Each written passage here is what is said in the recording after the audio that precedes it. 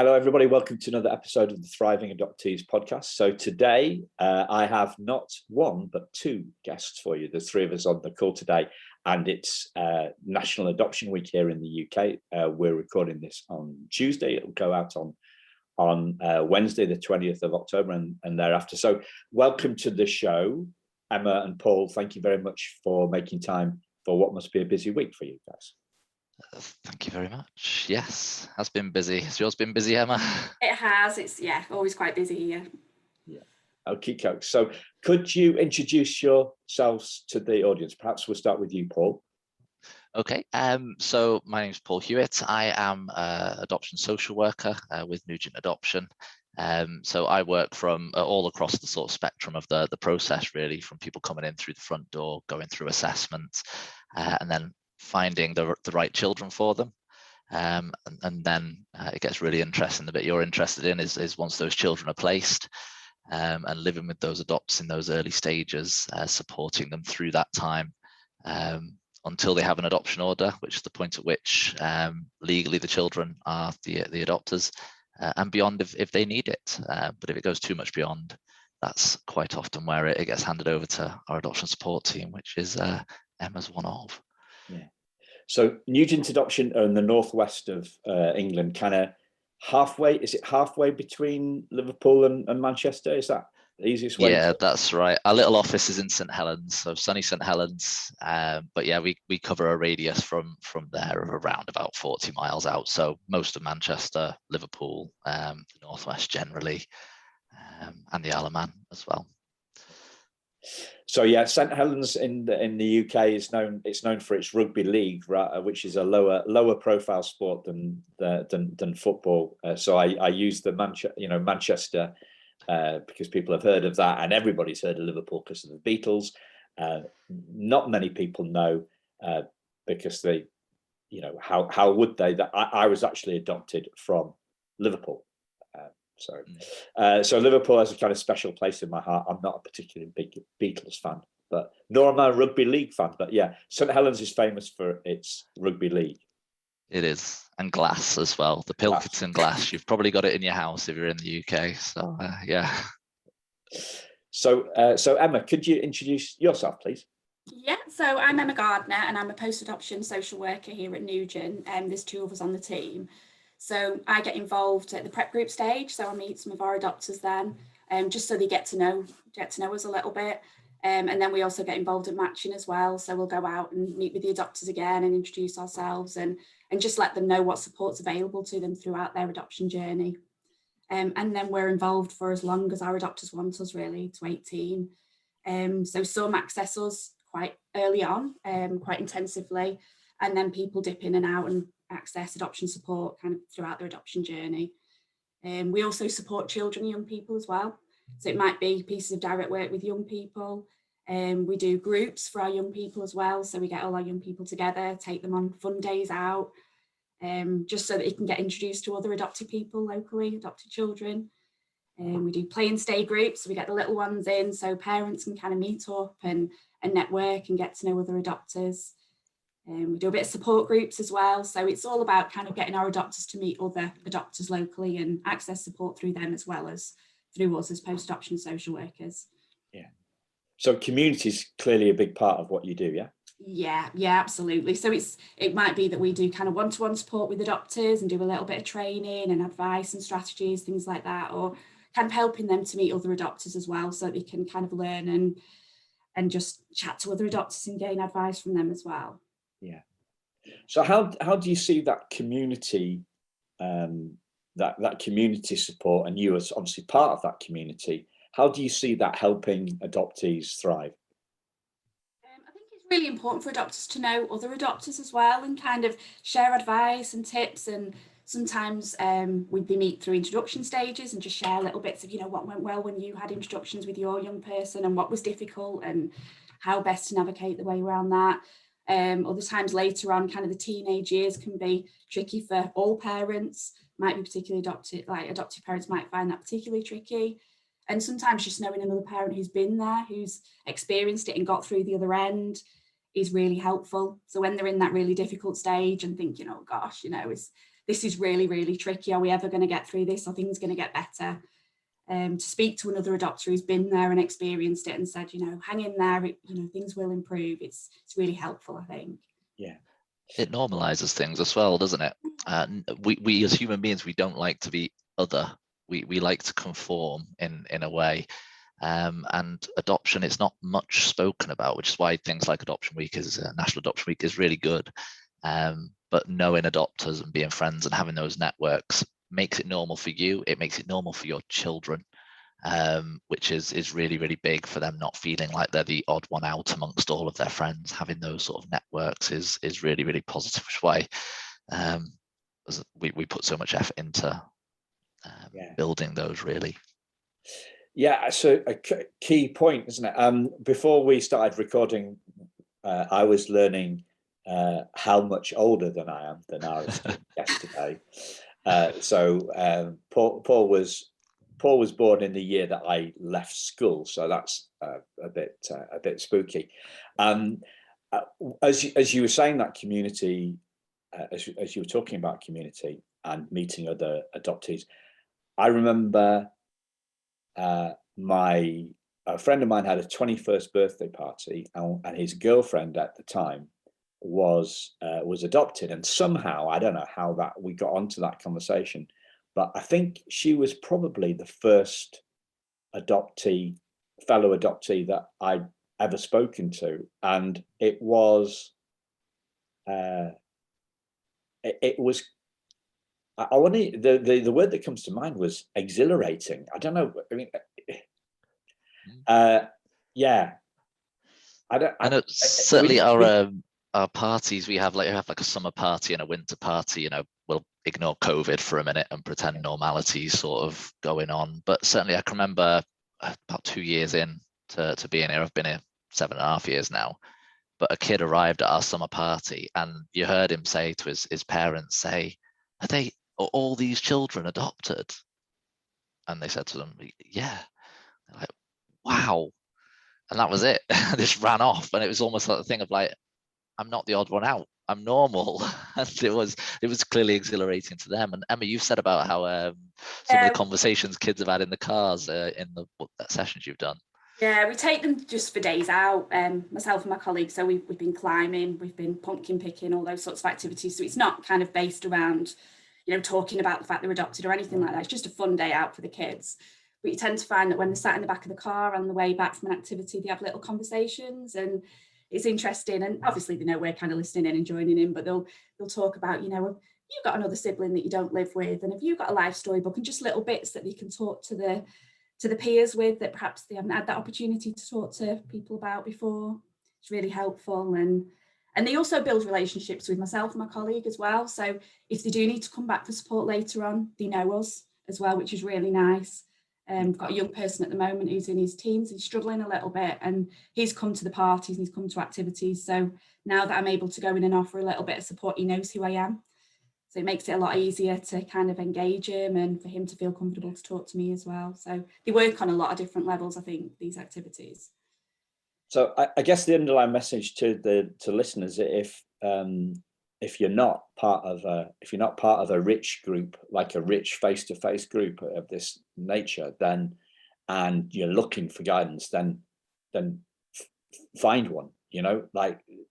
Find a few, talk to a few, get involved, because it is. And I'm talking about rich face-to-face stuff. We talk about this a lot on the podcast, rather than the kind of very superficial and sometimes very dark places within Facebook communities where people hang out and trauma dump was the word I heard a couple of weeks ago. I thought that sums it up.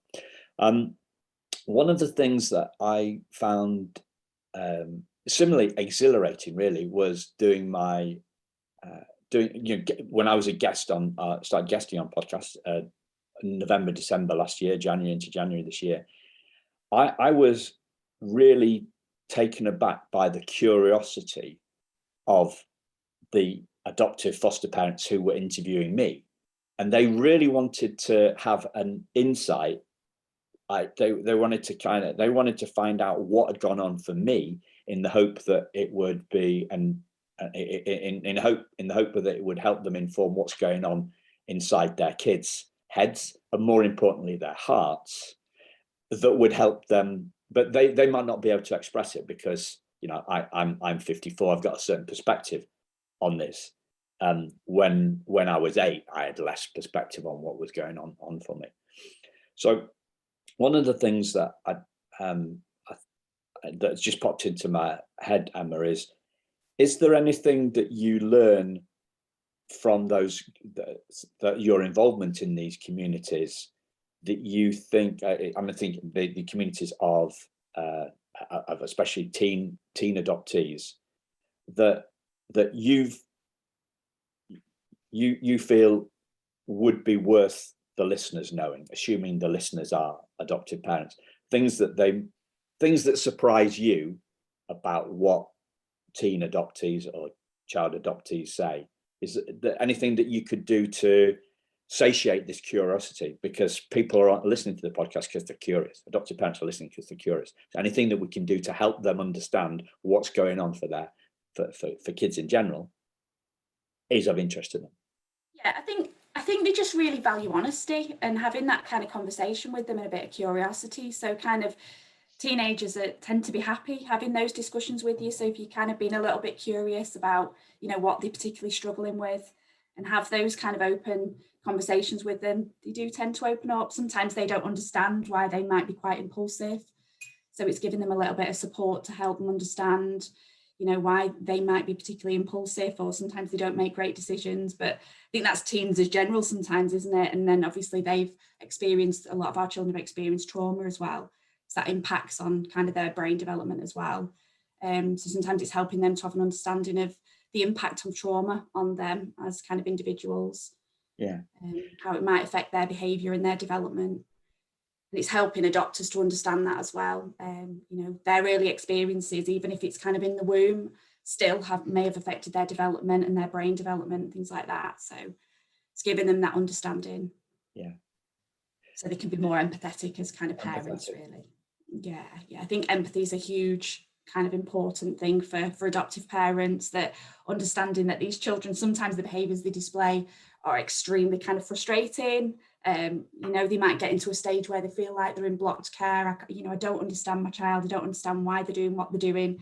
Why they keep repeating those behaviours. But it's helping them to have an understanding and being empathetic that, those very, very early experiences they had have impacted on them, and we do need to parent them differently to help them to develop. Yeah. Their brain to develop.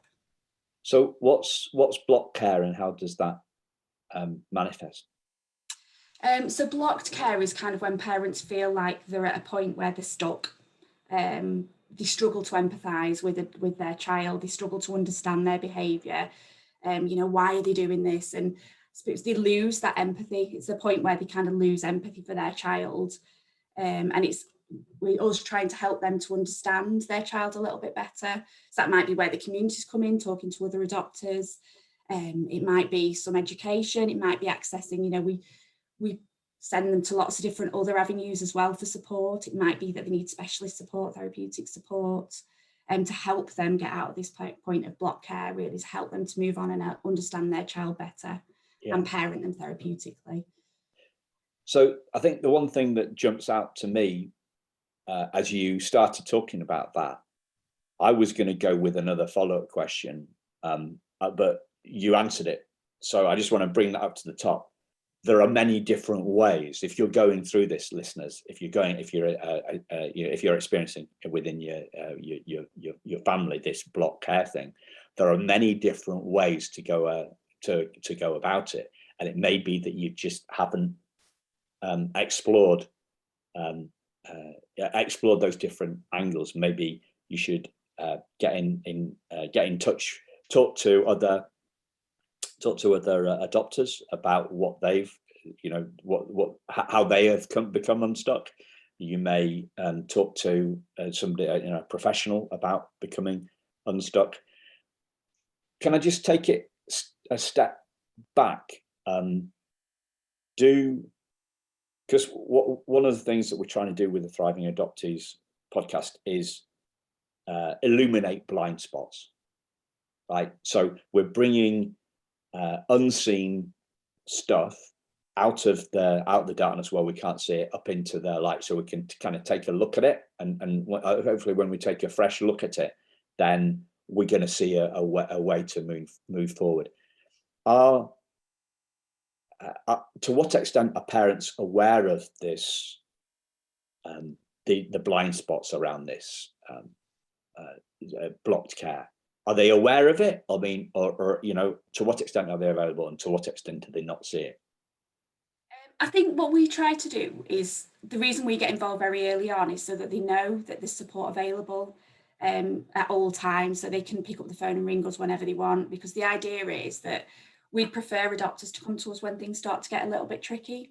So if they are having a few little wobbles, or the child's struggling perhaps in education, or there's issues around, behaviours and things like that, they can come to us earlier on, so we can offer the support at that point, or kind of signpost them to training, or it might be that we go to local authority and ask for kind of a specialist assessment or something like that, so that we can kind of prevent them getting to that point of block care.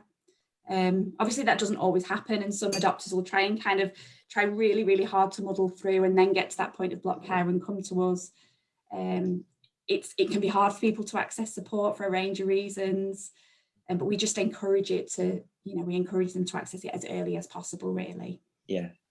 The block care that you were saying about there as well, when you're in block care, is exactly that, isn't it? It's blocked. So if you're emotionally blocked, it's very difficult to step back, reflect on where you're at, and sort of see what's going on, and then go, I need some help here, I'm going to reach out. So it's really, really difficult once someone's in that situation, which again is why we encourage people to sort of try and get involved as early as possible, because it means that it can help prevent you getting to that point. But once you're there, it is really, really tricky, and it's we can't really overplay that enough. It can be difficult once you reach that point. So having as many support networks and support strategies around you, so other adopters, your agency that you were assessed with, getting support to hopefully access the adoption support fund to get any therapeutic need you have those met. Accessing all of those as early as possible is the best thing, but recognizing that when you're in the middle of it, it's sometimes difficult to see it yourself, and having someone from outside point it out to you sometimes could be quite a powerful thing. Yeah. I was talking to a lady from the States yesterday, and she said that a lot of people that come to her, she's like a post-adoption support. She runs a post-adoption support organization, and she said the people that come to them are really desperate. So there seems to be something. I wouldn't use the word human nature, because I don't think we're born like this, but it seems to be something cultural that we tend to delay stuff, delay action. We don't like to fail, do we? We don't like to fail, and we see it as failing, even though it's not. We do as human beings see it as failing. And there was some research done by someone called Julie Selwyn, called Beyond the Adoption Order. I think that was the title of it a few years ago. And whilst it's not a fun read, to be honest, it does look at a lot of this, and actually adoptive parents go through an awful lot quite often before they're asking for help. And yeah, one of the big things is they didn't want to be seen to fail, or when they did ask for help, they went through maybe Child Protective Services, because by that point all the adoption services had closed to them, and they didn't get that empathetic response that they should have got. They didn't get a supportive response, they got a risk management response. But I think within us, we like to be seen as independent, we like to be seen as doing things and not asking for help. But the clear message for adoptive parents out there, adoptees as well, if you're struggling and need some support, reach out to your agencies. Go early, reaching out for support and help to process really complex emotional issues is not failing. It's appropriately responding to a presenting issue. the parallel I can see there in my own life is, because I've been quite, I've had a lot of coaches. I've done some therapy, not a lot of therapy. It didn't really work for me. It wasn't, I think, because I was so familiar with coaching and looking forward. I didn't want therapy to look back. Do you know what I mean? And also, there were some really weird people that I found in the north of England for therapists. That you talk about empathy. They didn't want to share anything about themselves. Oh, it's not appropriate. And I'm thinking, well, I'm not gonna, if you're a leader, you got to go first. And this isn't just me saying this just to share the story, but as a parent, you're a leader, and leaders go first. That's the way that it works. Leaders go first, so you've got to go there first. You've got to be vulnerable first. For example, you've got to share first. You've got to talk about where you are. And I didn't get that from therapists, but in coaching, I remember a lot of events that I went to, with coaches. They talked about the fact that the people at the top have a coach, so they try to bust that myth. But a lot of my mates were like, and they would sneer. I'm sure that they would sneer.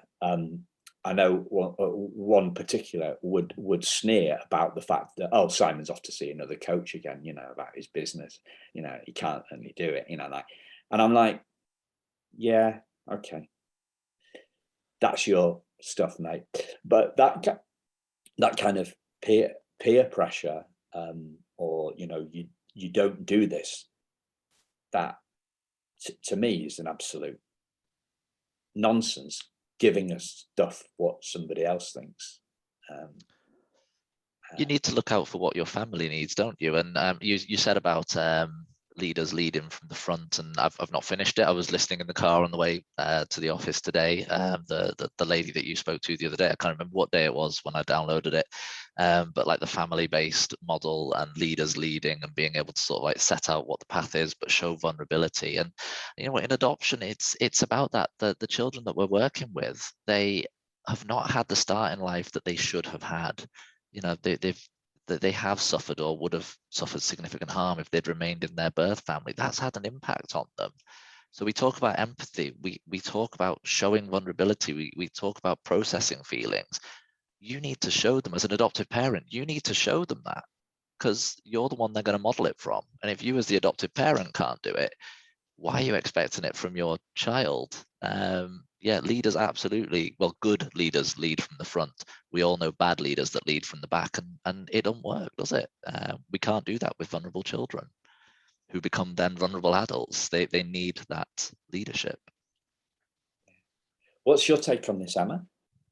And I suppose I'm thinking a lot of the therapeutic support that's offered is offered to the parents, so that it's about training the parent up so that they can then support the young person. So even when we go for kind of, with the funding's there for therapists to come into play, that they will often, rather than do the direct work with the young person, they will train up the adopter to be able to support the young person, because they're supporting them, all the time at home, aren't they? They're the ones that are going to have the impact. They're the ones that they've got the attachment to, and they're building the attachment to, so they can have the biggest effect on the young person. That's the attachment that we want to build. And that's even, sometimes they might do direct work with the child and the parent as well together, because that helps them to feel a lot safer having the parent there. And they're also kind of learning and developing as well. Yeah. Has this changed?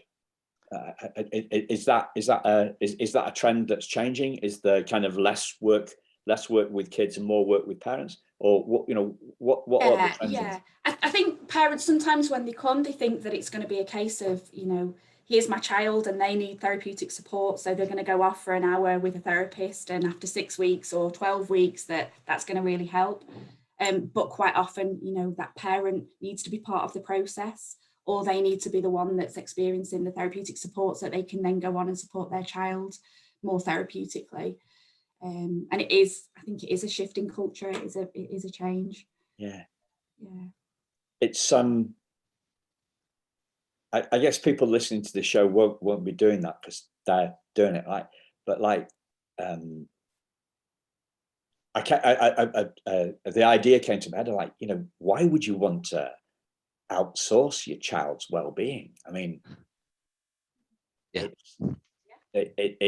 It's absolutely nuts, isn't it? And even the idea popped into my head, like, this is our stuff. This is for us to do. But if you're at that block sorry, go on, Emma. No, I was going to say, and it's empowering parents to believe that they can do. They are the ones that can facilitate that change, aren't they? They are the ones that are going to be able to support their young people to develop. Yeah.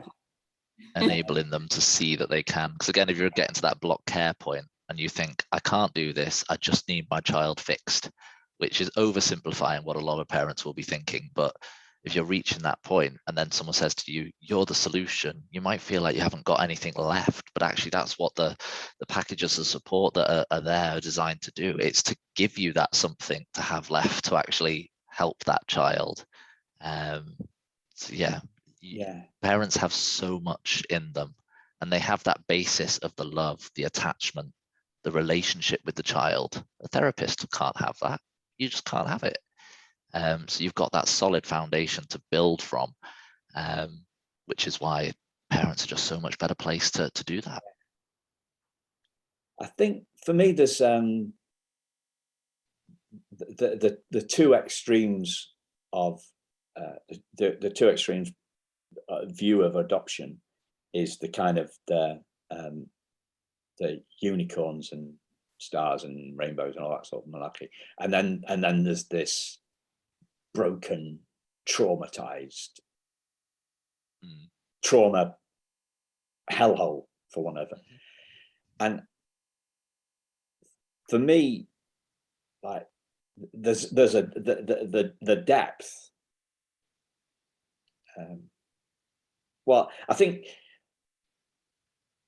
we kind of we can become trauma obsessed. So one of my little lines I came up with a few weeks ago was trauma informed and hope obsessed. Yeah. Rather than, and somebody said, I was talking to somebody yesterday, trauma, what did she say? Trauma responsive, I think was the word that she came up.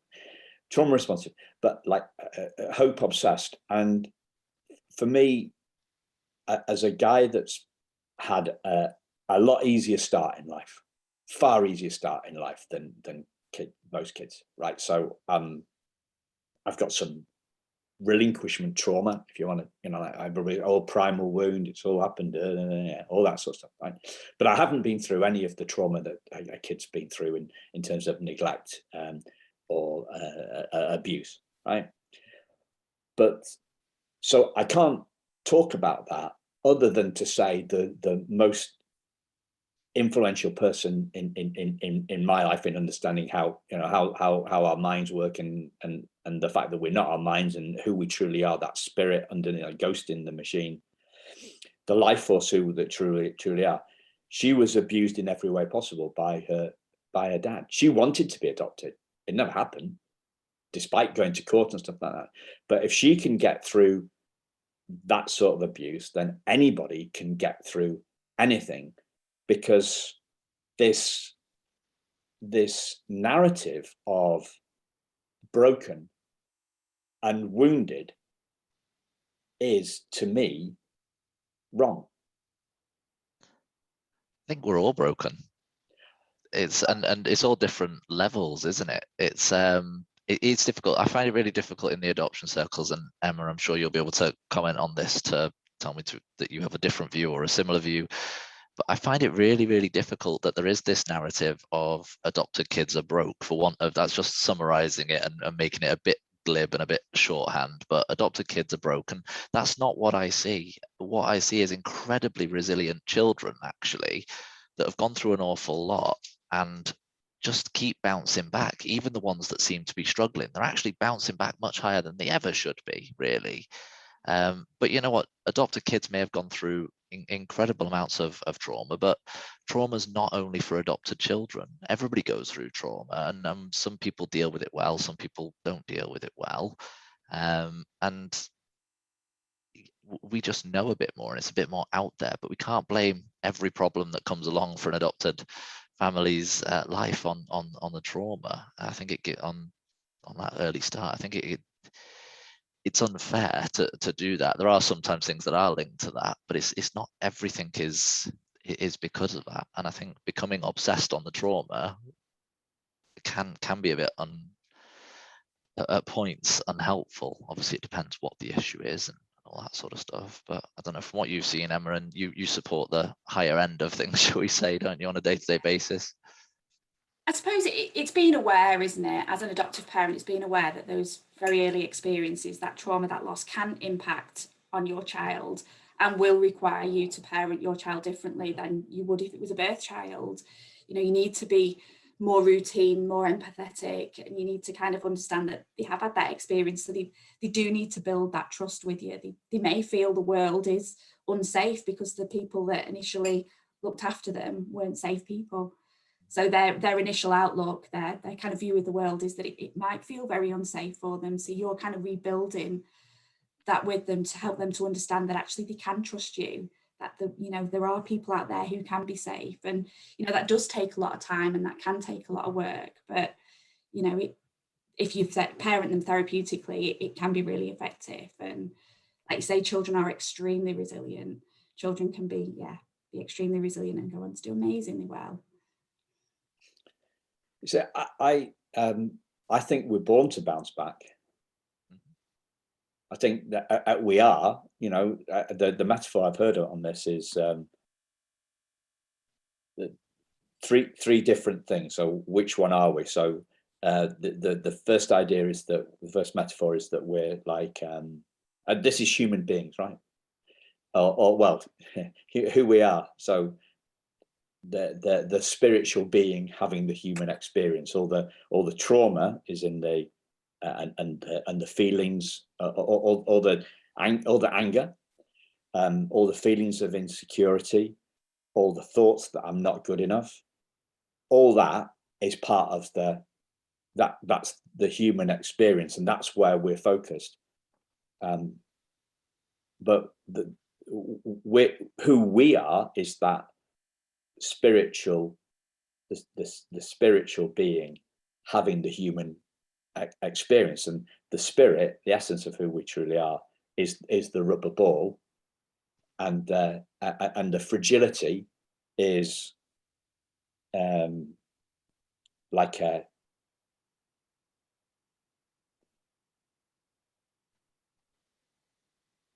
pottery container or a glass vase that the ball's in. So the glass vase, the vase, or the vase falls off the mantelpiece above the fire, and it shattered. And we look at what's on the floor and we think, that's us, we're broken. But actually, if we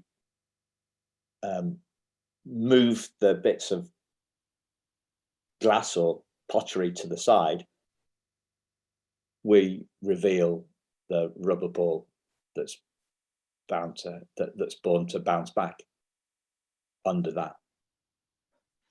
Yeah, I think we all want to thrive, don't we, at our very core? And I think that's that rubber ball, isn't it? And there can be things around the outside that get in the way of that, but we shouldn't lose sight of that hope that we can get back to that point of thriving. And like I say, I mean, some people have more fragility around them, some people have less, whether it's adoption or not. There's adverse childhood experiences, everybody has those.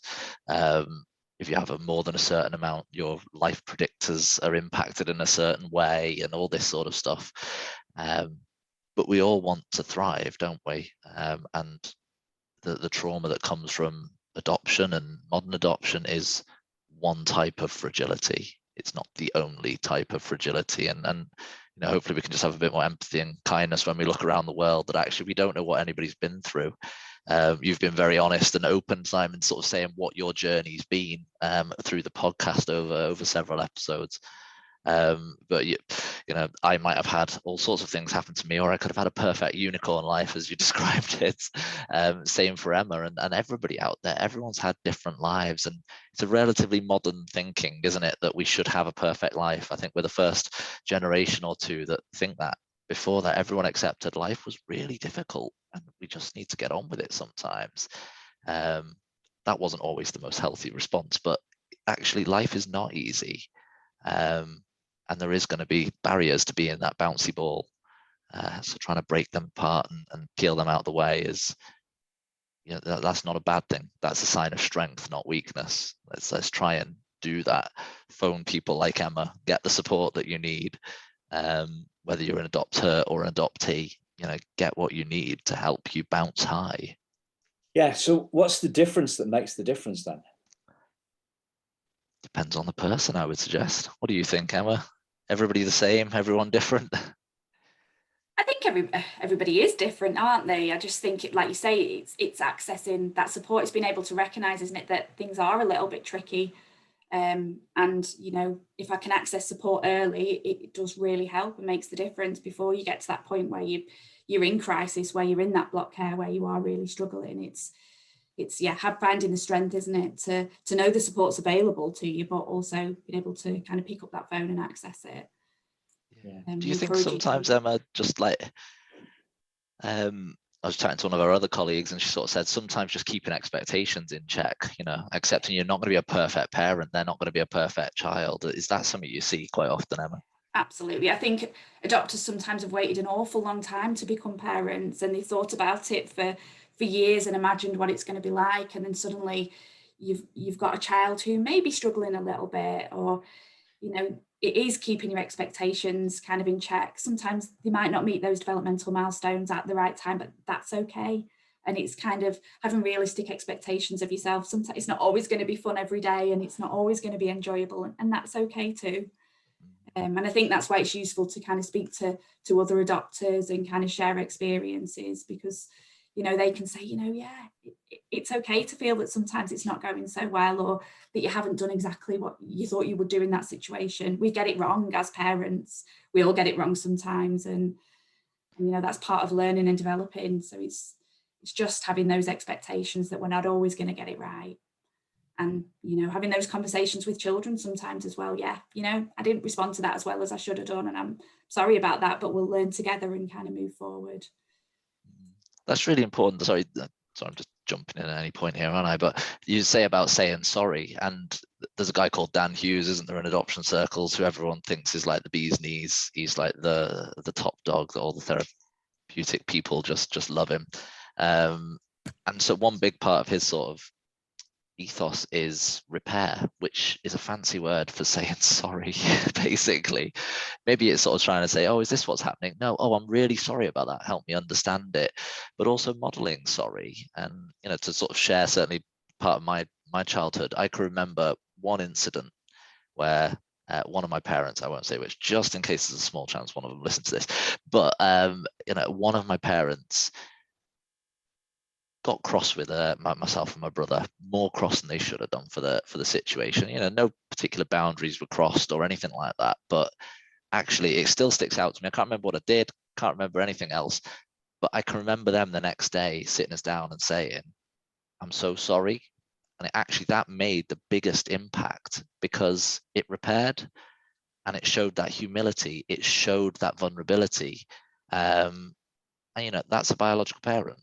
And adoptive parents have all the vulnerabilities, all the challenges that non-adoptive parents have. So, you know, being able to do that, being able to repair with your child and model that for them is just critical, in my opinion. Yeah. Having that discussion, you know, this didn't go so well. What could we do differently next time to help you when you're feeling that way? What can we do to help you to feel better in that situation? You know, I know that was really hard for you, and just kind of having that curious approach, you know, that made you feel kind of whatever way. What could we do differently next time? Yeah. I was talking about this yesterday. You know, it had a big impact on me. This was from talking about interpersonal relationships. It wasn't a parenting thing, but it was a work thing, right? So I worked in a team of 4 or 5 people working with me, working for me, and I heard this thing about feedback versus feed forward, and what you were talking about there, Emma, was feed forward, right? So feedback is about what went wrong in the past. Feed forward is what we want to do differently in the future. You can actually forget about the looking back stuff, because it's gone. You like say what we want rather than what we don't want. Like, we have all these things, and like I was talking on our podcast recording last night about this. I sometimes catch myself doing that. I catch, and sometimes I miss it completely, and then I look back and I think, oh yeah, I missed it again. But that that's part of my blind spot. Say what you want. Ask the question about what we're going to do differently next time. And I like the we bit of what you said, Emma. It wasn't about me or you. It was about us. And we want this, cohesive family unit and us. And it is about that we, isn't it? Yeah, often children don't understand why they've responded in a certain way. They're not, they haven't got that understanding as to why they got so angry or why they got so upset. And it's helping them to recognise that feeling of, it might be a feeling in the pit of the stomach that they're getting really angry or really upset. And, what can we do when you feel that way to help you feel better, safer, more secure? Because sometimes they will just lash out because they're feeling angry or upset, but it's helping to avoid that kind of incident and help them to feel safer and more secure, because that's often the root of it, that they feel unsafe at that particular moment. Yeah, it's that pressure release valve, isn't it? So before doing adoption work, I did child protection work, and sadly, essentially, quite often the people that you're working with, the families that the cyclical abuse, 1 year after one generation after generation, intergenerational, there's harmful parenting going on. So you're dealing with grown-up versions of children that struggle to regulate themselves sometimes. And we just always used to have this thing where if we're having a meeting where we knew there's going to be contentious stuff talked about, and frankly, we were child protection social workers, so that was most meetings. But if you said at the beginning of a meeting, look, if something gets a bit difficult and you're feeling like you're really struggling, just take a step outside, take 5 minutes, come back. And what you would tend to find happen is that by forward planning, that positive thing, you would find that they might storm out a little bit, but they would leave the room and then they come back 5 minutes later, rather than flipping the table over, putting their hand through the window, then storming out and never coming back. And that forward planning with children is just like a lived experience thing of what happens if we don't do that with grown-ups. But like Emma says, if you're forward planning and giving everybody sort of almost like that pressure release valve to know what they can do when things are really difficult, it doesn't blow up. It's one tool of many to reduce that, isn't it, Emma? It's that preemptive parenting, isn't it? Thinking ahead, what might be difficult for for my child, and how can I help them with that? Leading from the front, as Simon said. Yeah. Yeah.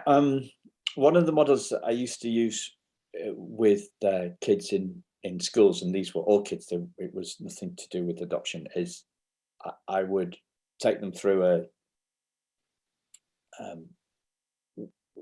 why do we what is it we want? What do we need to do to get what we want? And then I'd go on with why do we do what we do? So we do what we do because of the way that we feel. So our feelings drive our doings.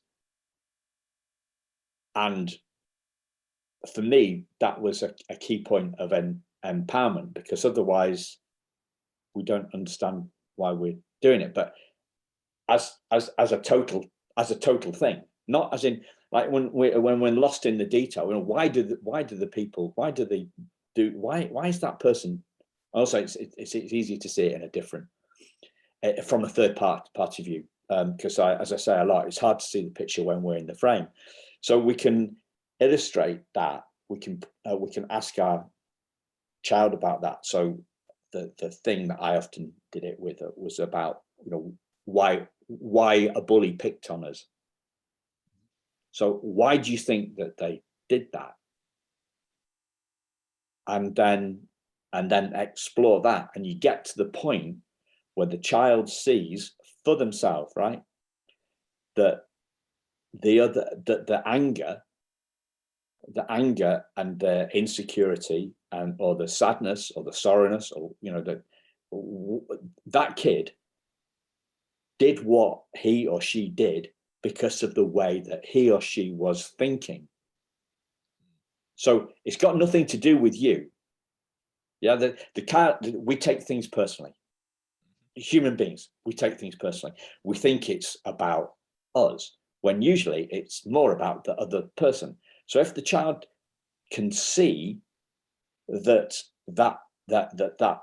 bully was sad or mad or angry, and that's why he or she did what she did, then they don't take it personal anymore, and they're no longer a victim. Right, well, I can see that it was down to them. So if we help them see that, for, you know, when they are, you know, at effect, when they are being victimized, then they can see, and then you might draw that out to, so that they can see it within themselves. Yeah.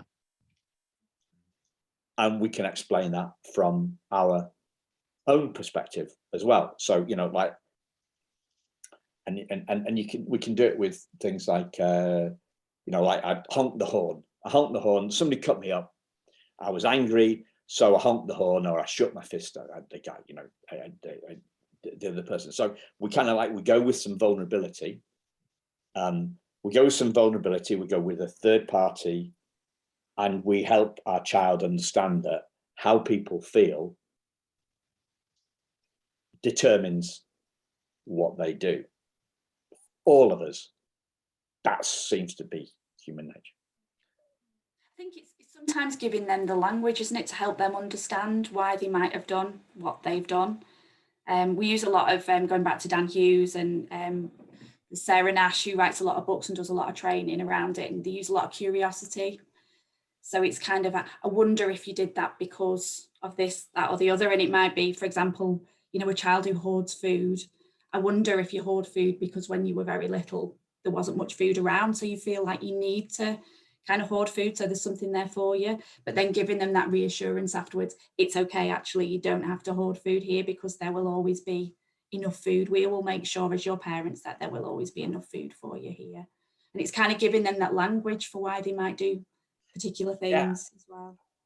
I think it's the language, and I think it's deeper, and it's the, you know, you talked about the curiosity, and it's the question. I talk about this a lot because I've done all the work that I've done with kids, is you ask them a question, the question draws the answer out of the child. And I talk about the fact that, you know, a question ends with a question mark, and that question looks like a hook, and it draws the answer nicely out of the child, so that they see it for themselves. They have an insight. But we, you know, and that's what, like, the Latin education, the word education comes from the Latin educare, which is to draw out of something. But what we think, as like in the Western world, our culture, we think that education is shoving information into kids' head. Yeah. But they don't own it. They have no ownership of the information, and in exactly the same way as we try and shove information into people's head that we work with.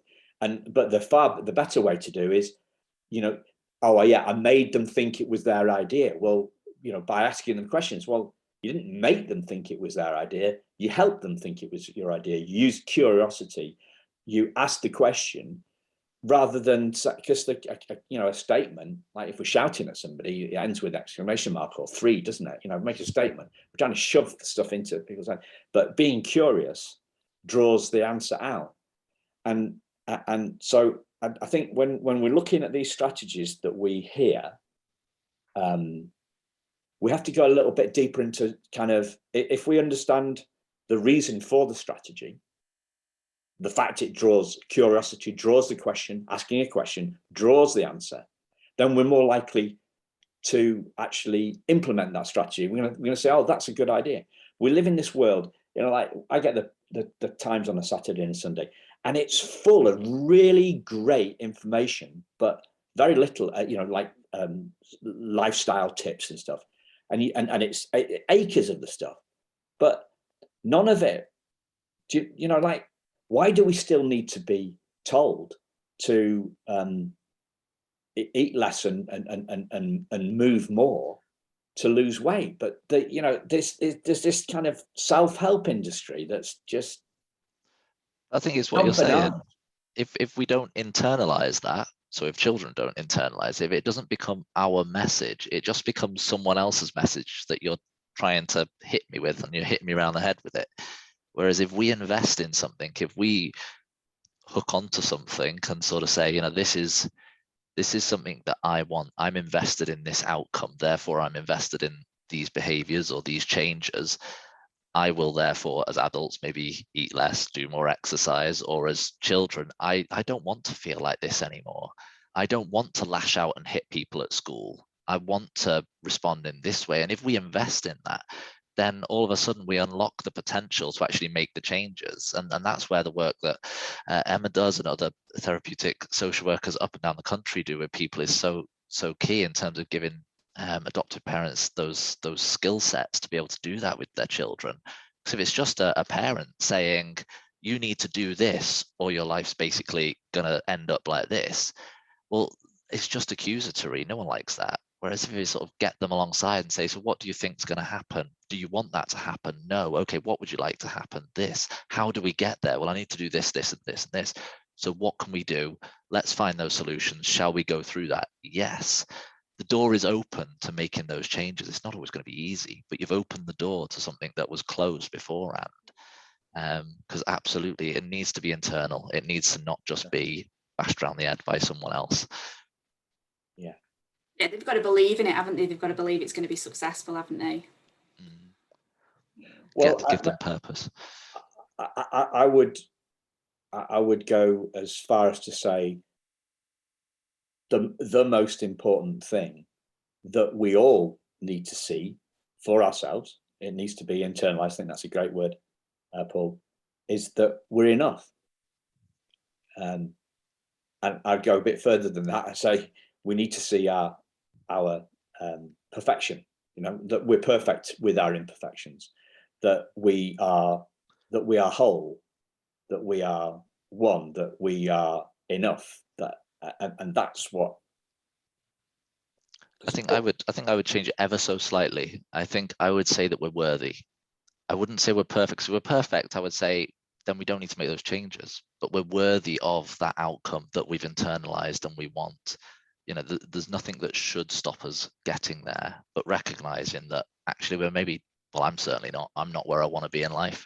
And if you speak to my wife, I'm definitely not where I should be in terms of my responses sometimes and things like that. And I don't think any of us are, but I'm inherently worthy of getting to that point. There's nothing that says that I shouldn't be able to. And now it's just a case of facilitating that. That would be the small change that I would make, but that could be a I don't know, upbringing issue, you know, or things like that, which is why I hold a slightly different view. I don't know. What do you want your kids to think? I want to feel that they can achieve what they want to achieve. I want them to realize, though, that they need to do it. Because it doesn't matter what. Do they need to, this is a completely loaded question, right? Mm-hmm. Do they need to achieve more for you to love them more? Love? No, absolutely not. Okay. So, you know, this is... They're worthy of that love regardless. We all think that, you know, we need to do more to be more. What if we're enough? Exactly as we are, and we go forth. But that's where we separate that spiritual and that physical, or the, you know, we are inherently worthy. The adopted children, my children, all children are inherently worthy of love. They are enough to be loved. And you know what, it doesn't matter what their life is, as long as they're contributing and you know, all the sort of base values that we put in society, that sort of thing. It doesn't matter if they're doctors, it doesn't matter if they're lawyers, or if they're, you know, join the military or do whatever they want to do. None of that really matters, because they're inherently worthy, aren't they? And that doesn't change. But in terms of our behaviors and how we're managing, how we're coping with life, there might be things that need to change. And those are skills we've got to learn. And like we say, adopted children have more barriers to that from their history, so might need a little bit of help along that journey. But like you say, in terms of love, absolutely worthy, 100%. And that doesn't change. That's not dependent on whether they make those changes. They still deserve that love. Doesn't mean they don't want to change. What do you think, Emma? You're staying silent, staying out of this, dragging you in. I suppose it's what we want for our children, isn't it? Our own children, our adopted children, to feel that unconditional love, and that they can make mistakes and they can get it wrong sometimes, but that doesn't affect that unconditional love that they get from their parents. That, you know, because our adopted children may make more mistakes along the way. They may test that. A lot of them will test whether, you know, if they do make a mistake, or they do get it wrong, or they do push the parent away, will they still be there, or will they go away, and will they reject them? Like, you know, they have experienced loss before. So, you know, if I am not behaving as well as I should be, will my parent, you know, leave me? Will I lose them? And we want them to feel secure in that relationship, don't we? That they have got that unconditional love, and regardless of what they say or what they do, that will always be there for them. Said far better than me, Emma. No, I don't know about that. I was in the Northwest coming up 2 years ago, and I was at a weekend event, and I had one of those spine-chillingly fantastic moments of relief, and it was to do with being enough. For somebody that has strived a lot, I'm talking about me, right? Strived a lot, knowing I am enough exactly as I am now was very powerful for me. And I've had moments like that. I've done a lot of the work that I've done in this area has been mainly with people who are not adopted, and none of them think they're enough either. Most of the time, most of the people on this planet don't think that they're enough. I'm sure there's an interesting study around that somewhere, isn't there? Find out why. Why we don't think we're enough? Well, we all have different. It's like an ice cream with a million flavors.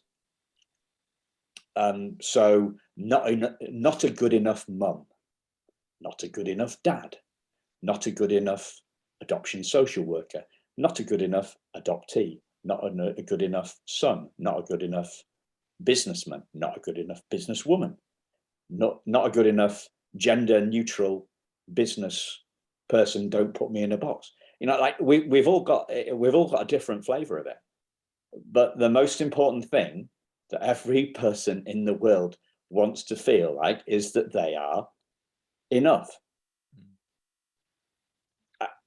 End of, for me, that's like there's three fears in life: death, public speaking, and not being good enough.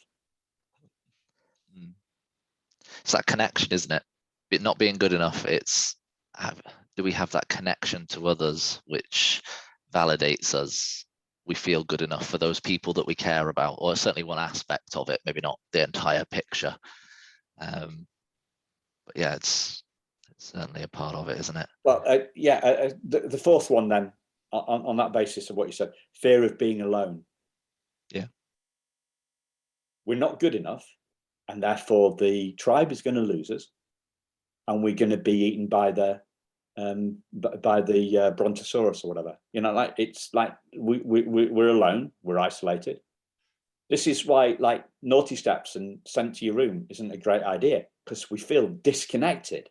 Yeah. It's interesting. Our prep groups say don't do that, don't they? We sort of tell everybody to forget everything they've seen on Super Nanny, a different style of parenting. But this is again why the strategies don't work unless they don't work unless you understand.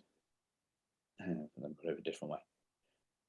It's more important to know what's at the root of the strategy than it is to actually implement the strategy. Yeah, you need to know why you're doing what you're doing, don't you? Believe that it's going to be successful and it's going to work. Yeah. Otherwise, if you don't buy into it, then it isn't going to be successful, is it? Fantastic. Are there any, just conscious of time, are there any points you'd like to close with, guys? I think I've spoken enough. Emma, you're more of an expert than me in this area. I don't think so. Paul, you're enough, pal. You're enough, pal. You're enough. You're enough for us, Paul. You're enough. I've got to have a trauma-informed hug.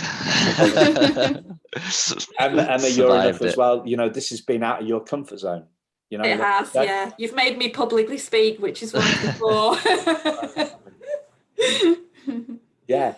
As people say that, oh, are you a speaker? Well, yeah, I've been speaking for quite a while, you know.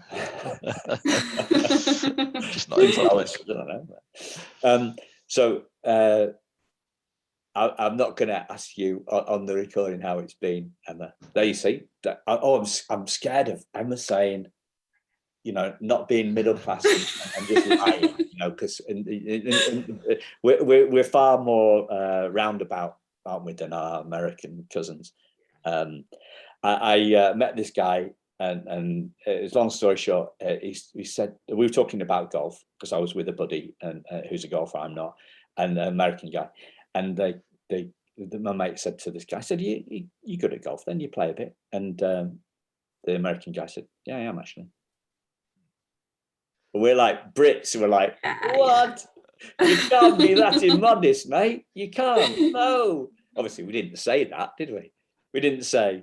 We just went off and sneered about it behind his back and told the story. It's a cultural difference. I'm talking about cultural difference. And, it's all right. He might find out you've just put it on a podcast that you'll send out across the whole world, so it's fine. And he'll tell you. He'll tell me, yeah. Thanks a lot, guys. Thanks, and thank you, listeners, too. So there'll be links to Nugent Adoption in the show notes. So go out and check out what they're doing, connect with them on social. And thanks for listening. And thanks for joining us for a great discussion. Thanks a lot. Thank you very much. Thank you. Thank you.